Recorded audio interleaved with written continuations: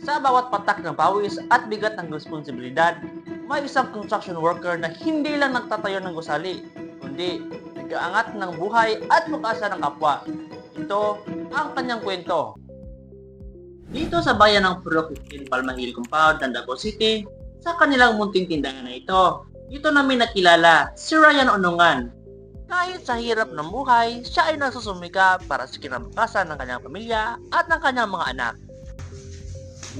Dato na ito na sa skateboard ng simento. Lagi na si Square.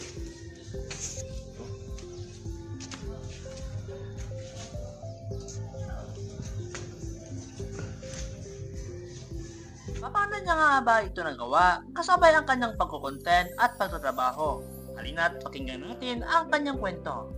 Ako dahil si Ryan Onongan, 39 years old.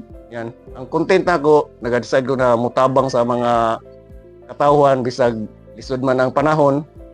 Kasi naka-decide ko kay sa una, naagi po na ako ng walang-wala po, pait ng pamilya. Unang makita doon ako sa ubang na pamilya na nagdisod ko karon mo tong naka-decide ko sa content na ako na tabangan sila bisag sa ginagmay na paraan. Nagkuhan ko construction ngano na bahay na ako no ay nagputa na sa ko ngano na bahay na ako ang pag-construction o pag-vlog.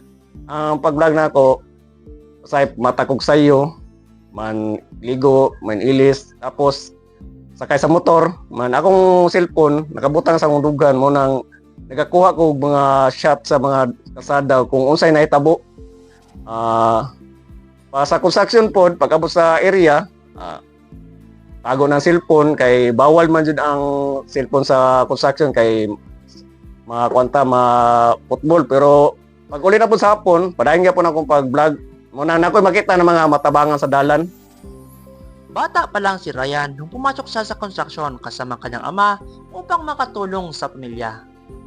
Ako nagsugod isip construction 12 anyos pa jud taon kay ako kami kay pobre man mi unang napugos may trabaho sa construction kay akong papa construction worker motong nagasabay ko sa akong papa motong istingan ako kung kapoy ba makaingon jud ko kapoy jud mo nang karon nasunod na po na ako construction worker na pud ko pero proud ko kay gikan sa singot akong naguan makaon sa akong pamilya no. Isa si Faith na tatawagan na lamang nating Yenyen.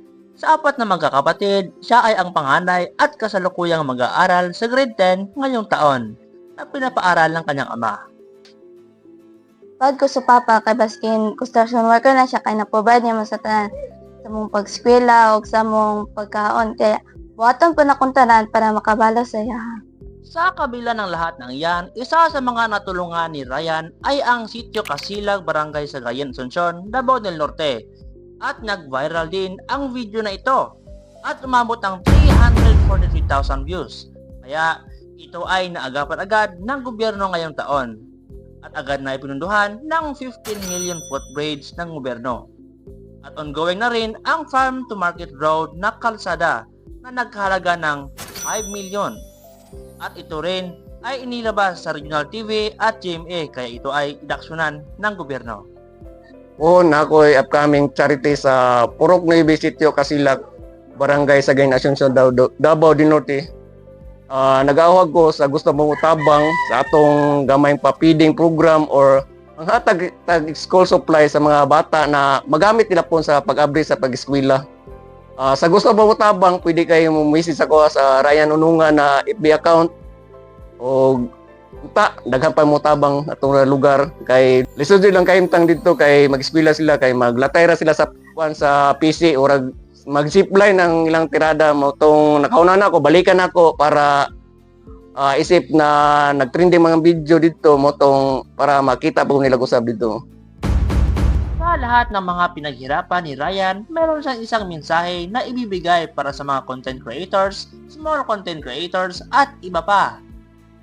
Ang maingon ako sa nag-vlog karon or nag-content creator, padayon lang ta sa atong nasugdan kay kung asa ta nagatabang, kung asa ta nagapahadlipay og tao, atong ipadayon kay balag sa ginagmay paraan natay yung tao na napalipay or na kuhaan ang ilang problema. Muna akong payo sa mga nag-content creator karon, ipadayon lang jud. Mura man atong goal na mutabang. Sa bawat patak ng pawis, sa bawat buhat ng mabigat na materyales, hindi lang gusali ang iyong itinayo, kundi pangarap, pag-asa at kinabukasan ng iyong pamilya. Ryan Unungan, isa kang patunay na ang tunay na lakas ay hindi na lang nasusukat sa pisikal na kakayahan, kundi sa tibay na loob at lalim ng malasakit sa kapwa. Sa kabila ng hirap, pinipili mong tumayo, lumaban at magpatuloy, hindi lang para sa sarili mo, kundi para sa mga taong umaasa sa iyo. Hindi man lagi nakikita o napapansin ang bawat sakripisyo mo ay may halaga. Ikaw ang tahimik ng bayani, ang haligi ng tahanan, ang inspirasyon ng komunidad at ang lakas ng sambayan ng Pilipino. Ryan, ikaw ang bayani ng sambayan ng Pilipino, isang taong may pusong tunay na nagmamalasakit.